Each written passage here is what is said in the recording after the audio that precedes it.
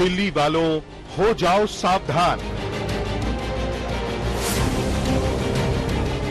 हम एक्सपेक्ट कर रहे हैं ये टेम्परेचर 4 या 5 डिग्री रह सकते हैं। 3 दिन में होगा 3 डिग्री तापमान। तो इस बार सताएगा 0 डिग्री का कोहराम।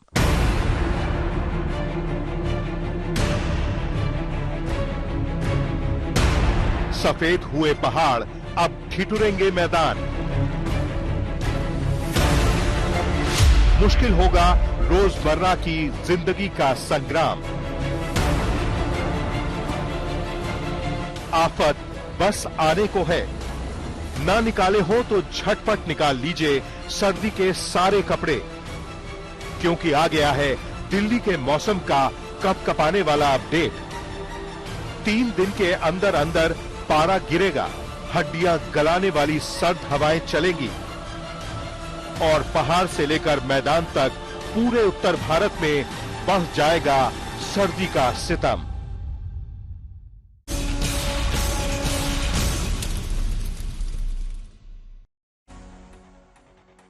जी हां, 3 डिग्री का कोहराम। नमस्कार, मैं हूं आपके साथ अर्पिता। दिसंबर का पहला हफ्ता बीतने के बाद मौसम ने भी करवट ले ली है। कल रात दिल्ली एनसीआर में हुई बारिश ने ठंड बढ़ा दी। आपको भी इस बदले मौसम का एहसास होने लगा होगा। मौसम विभाग का तो यहां तक कहना है कि हफ्ते भर के अंदर पारा गिरकर 3 डिग्री तक पहुंच सकता है। यानी दिल्ली के सावधान होने की बारी अब आ गई।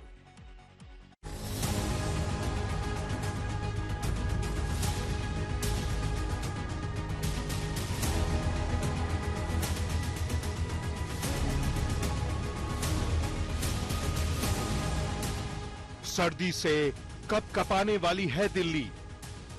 3 डिग्री का टॉर्चर झेलने वाली है दिल्ली।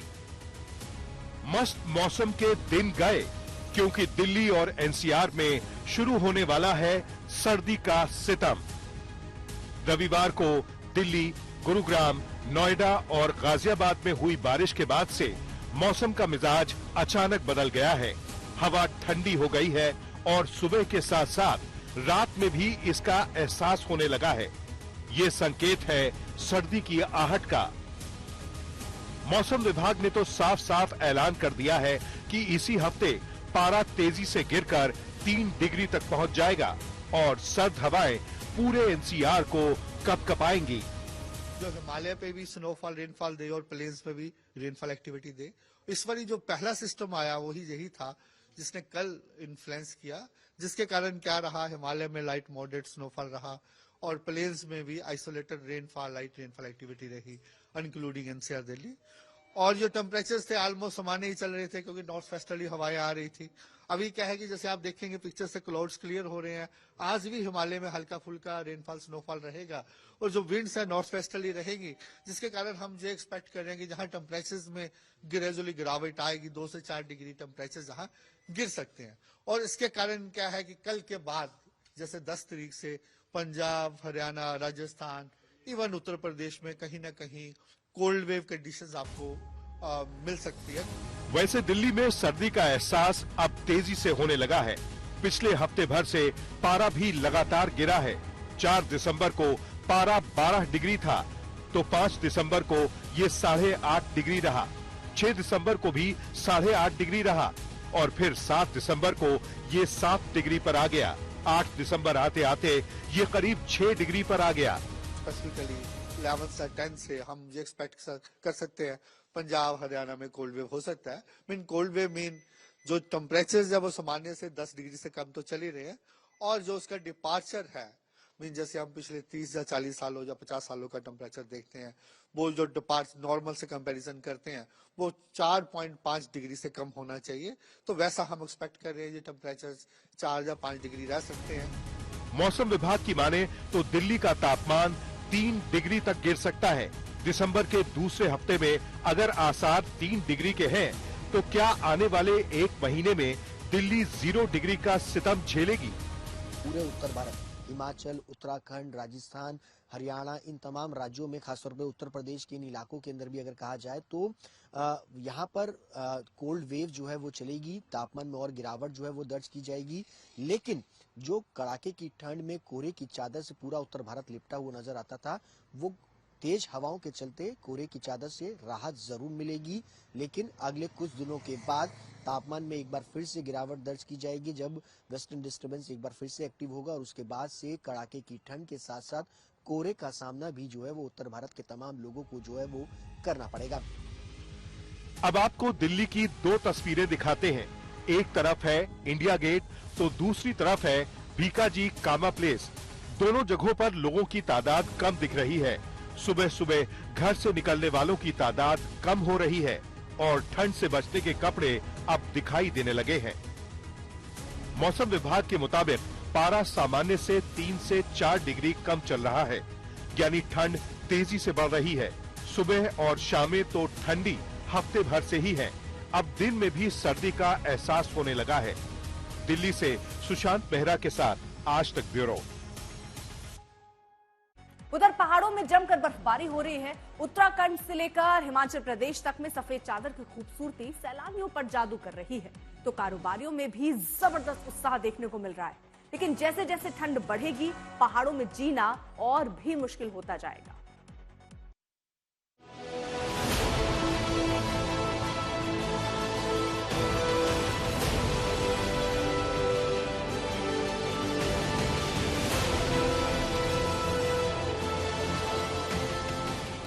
बद्रीनाथ से केदारनाथ तक बिछी बर्फ की सफेद चादर, शिमला से औली तक हो रही जमकर बर्फबारी, बंद कपाट और बाहर बिछी बर्फ की सफेद चादर, ये है केदारनाथ धाम। लगातार हो रही बर्फबारी से यहाँ ठंड में बेहद इजाफा हो गया है। यहाँ चल रहे पुनर्निर्माण के काम को भी फिलहाल रोक दिया गया है। पूरी केदारपुरी बर्फ की सफेद चादर से ढक गई। शिव पार्वती विवाह स्थल त्रियुगी नारायण में भी बर्फबारी हो रही है। सैलानियों के लिए मशहूर चौपटा दोगल बिट्टा में भी रविवार रात से बर्फबारी हो रही है। सीजन की ये पहली बर्फबारी है, लिहाजा सैलानी यहाँ पहुँचने लगे हैं। अब आपको लेकर चलते हैं बद्रीनाथ धाम, जहाँ बर्फबारी से ठंड और भी बढ़ गई है, जबकि औली में हुए स्नोफॉल ने सैलानियों और कारोबारियों के उत्साह को बढ़ा दिया है। सीजन की आज औली में पहली बर्फबारी है। काफी अच्छा है कि इस बार अच्छे टाइम पे यहाँ पे स्नोफॉल हो चुका है और काफी टूरिस्ट यहाँ पे आ रहे हैं। लोग काफी खुश हैं, एंजॉय कर रहे हैं और ये हम लोग के लिए सबसे बेस्ट है कि अभी हमारे होने वाले विंटर गेम भी यहाँ पे नेशनल विंटर गेम भी होने हैं, जिसके लिए बर्फबारी काफी अच्छी इस बार देखने को मिल रही है और उम्मीद है कि अभी लगातार ये बर्फबारी काफी अच्छी होगी। हम दिल्ली से आए हैं, सोच के आए थे बर्फ शायद मिल जाए, लेकिन मिल गई है। So you can also come here, it's fun time here. इसके अलावा दुनिया के सबसे ऊंचे गुरुद्वारे श्री हेमकुंड साहिब के मुख्य पड़ाव घांघरिया में भी आधा फीट तक बर्फ गिरी।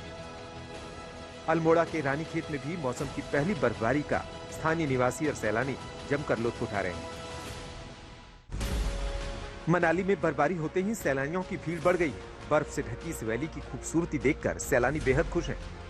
हम लोग नोएडा से कल ही आए हैं और काफी टाइम से हम लोग प्लान कर रहे थे नोएडा से यहाँ मनाली आने का, लेकिन यही हो रहा था कि बर्फ अभी तक पड़ नहीं रही थी। लेकिन जैसे ही कल हम आए तो सिसु में एकदम बर्फबारी स्टार्ट हो गई और हमें काफी अच्छा लगा। बहुत अच्छा मौसम हुआ हुआ है और काफी ज्यादा टूरिस्ट भी आए हुए हैं अभी यहाँ पे।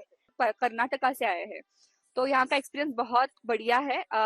हम लोग बहुत लकी ठहरे जो आज यहाँ पे इस सीजन का फर्स्ट स्नोफॉल एंजॉय करने मिल रहा है। आज फर्स्ट डे है स्नोफॉल का और हम बहुत एक्साइटेड है, बहुत अच्छा लग रहा है।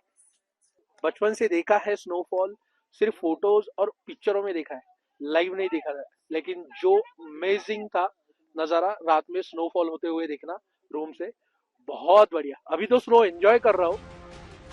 हिमाचल प्रदेश की राजधानी शिमला की खूबसूरती को भी बर्फबारी ने जैसे चार चांद लगा दिए। पेड़ों से लेकर घरों तक और सड़कों पर भी बर्फ ही बर्फ देखने को मिल रही है। मॉल रोड से जाखू तक जैसे सफेद चादर से बिछ गई है। जाहिर है पहाड़ों पर लगातार हो रही बर्फबारी ने ठंड भी बेतहाशा बढ़ा दी है। मौसम विभाग ने आने वाले दिनों में और ज्यादा बर्फ गिरने की चेतावनी जारी की है। देखिए जो बीते 24 घंटे हमारे डिस्ट्रिक्ट लाहौल स्पीति है, शिमला, किन्नौर, सोलन, बिलासपुर, मंडी, हमीरपुर और कुल्लू, यहाँ पे हल्के से मध्यम बारिश दर्ज की गई है। आंकड़ों की बात करें, देखिए सबसे अधिक जो स्नोफॉल थी वो कोकसर में रिकॉर्ड की गई है 6.7 सेंटीमीटर। फिर शिमला की बात करें तो 2.5 सेंटीमीटर थी। वहीं किलोंग में 3 सेंटीमीटर के आसपास रिकॉर्ड की गई थी। सांगला में भी 3.6 सेंटीमीटर स्नोफॉल दर्ज की गई है। हालांकि जो हमारे क्षेत्र थे, हमारे सोलन, बिलासपुर, हमीरपुर, हल्की बारिश दर्ज की गई है। तो ओवरऑल बीते 24 घंटों में स्कैटर टाइप ऑफ मतलब रेनफॉल एक्टिविटी प्रदेश में दर्ज की गई। उधर लाहौल में रविवार को इतनी बर्फबारी हुई कि सैलानियों के लिए बर्फबारी का मजा सजा बन गई। बर्फबारी की वजह से रास्तों में वाहन फिसलने लगे। लाहौल के सिस्सू के पास ये तस्वीर देखी। सड़क पर फिसलन की वजह से 2 वाहन आपस में टकरा गए। इस हादसे में एक पर्यटक की मौत हो गई। पहाड़ों में भी बर्फ बेशक मौसम के मजे को बढ़ा रही, लेकिन आने वाले दिन रोजमर्रा की जिंदगी की दुश्वारियां बढ़ाने ही वाले साबित होंगे। रुद्रप्रयाग से प्रवीण सेमवाल, चमोली से कमल नयन सिलोड़ी और अल्मोड़ा से संजय सिंह और शिमला से विकास शर्मा के साथ आज तक ब्यूरो। आपने दिल्ली की ठंड देखी, उत्तराखंड और हिमाचल प्रदेश की बर्फ देखी, लेकिन कश्मीर की वादियों की खूबसूरती देखे बिना मौसम की बात अधूरी ही रह जाएगी। आप स्क्रीन पर जरा 4 तस्वीरें देखिए जो श्रीनगर, कुपवाड़ा, जोजिला और गुलमर्ग की है, जहां खूब बर्फबारी हो रही है। चारों तरफ बर्फ की सफेद चादर आपको नजर आएगी। तो बर्फबारी ने कश्मीर की खूबसूरती को और बढ़ा दिया है। श्रीनगर से कुपवाड़ा, गुलमर्ग, जोजिला की अलग अलग जगहों की हम आपको तस्वीरें दिखा रहे हैं। मीर फरीद की हम आपको एक ग्राउंड रिपोर्ट पे दिखाते हैं। जहां पूरा उत्तरी भारत इस वक्त ठंड की चपेट में है, वहीं कश्मीर की कहानी हर बार की तरह एक अलग लेवल की है। यहां ठंड जो है बहुत ज्यादा बढ़ गई है और श्रीनगर की बात करें तो रात का तापमान -4 के आसपास रिकॉर्ड किया गया। ये ठंड बढ़ी है ताजा बर्फबारी की वजह से भी, क्योंकि पिछले 24 घंटे में पहाड़ी इलाके जो हैं घाटी के, जिसमें पर्यटन स्थल गुलमर्ग भी शामिल है, वहां काफी भारी बर्फबारी हुई है। और जब भी पहाड़ों पे बर्फ बढ़ती है तो उसका सीधा असर मैदानी इलाकों पे होता है और वही देखने को मिल रहा है। काफी जबरदस्त ठंड इस वक्त पड़ रही है श्रीनगर में और बाकी जो मैदानी इलाके हैं घाटी के। लेकिन बर्फबारी की बात करें तो उत्तरी और दक्षिणी कश्मीर दोनों का जो हिल्ली इलाका है वहां काफी भारी बर्फबारी हुई है, जिसके चलते कई रास्ते कट ऑफ हुए हैं। खासकर अगर आप जो नियंत्रण रेखा के आसपास के सटे इलाके हैं वहां जो है डिस्कनेक्ट हुआ है, वहां सड़कें बर्फ से जो हैं भर गई हैं और अभी कोशिश है बॉर्डर रोड ऑर्गेनाइजेशन की कि जो अलग अलग रास्ते हैं उनको खोला जाए। लेकिन ये बर्फबारी जो है एक बहुत अच्छा संदेश लेके आई है घाटी के टूरिज्म के लिए, क्योंकि यहाँ विंटर टूरिज्म पूरी तरह निर्भर रहता है बर्फबारी पे। और गुलमर्ग के लोग काफी खुश हैं क्योंकि वहां ठीक ठाक बर्फ पड़ी है, तकरीबन 6 से 7 इंच बर्फ हुई है और एक सही एडवर्टीजमेंट बन के आएगी, क्योंकि पर्यटन जो है विंटर टूरिज्म गुलमर्ग में सीधा सीधा बर्फ पे निर्भर करता है। तो जैसे एक खबर बाहर जाएगी, उम्मीद यह है कि ज्यादा से ज्यादा पर्यटक जो है घाटी की तरफ आएंगे और गुलमर्ग की तरफ आएंगे। बर्फ अगर होती है तो स्कीइंग भी बढ़ती है गुलमर्ग में, वो भी एक विंटर टूरिज्म अट्रैक्शन है। लेकिन ओवरऑल अगर आप ठंड के प्रकोप की बात करें तो चूंकि अब मौसम साफ होगा, आसमान साफ होगा, तो ठंड काफी ज्यादा बढ़ सकती है, न सिर्फ कश्मीर में बल्कि पूरे उत्तरी भारत में। कैमरा पर्सन तारिक लोन के साथ मीर फरीद, डल लेक, श्रीनगर, आज तक। फिलहाल विशेष में आज के लिए बस इतना ही। आप देखते रहिए आज तक। जैसे कि मैं सो रहा हूँ तो पिताजी को जगाना है मुझे, तो वो डायरेक्ट उठाने के बजाय, और हिंसा की परंपरा मेरे यहाँ नहीं थी सौभाग्य से, तो वो क्या करते थे कि उस कमरे में आ जाएंगे या बाहर से गुजरेंगे और चौपाई बोलेंगे, प्रात काल उठ के रघुनाथा मात पिता गुरु नावई माता। कभी कभी मैं गुस्से में उठ करके अरे पापा चरण स्पर्श किया और सो गया, मैंने कहा अब मत उठाना।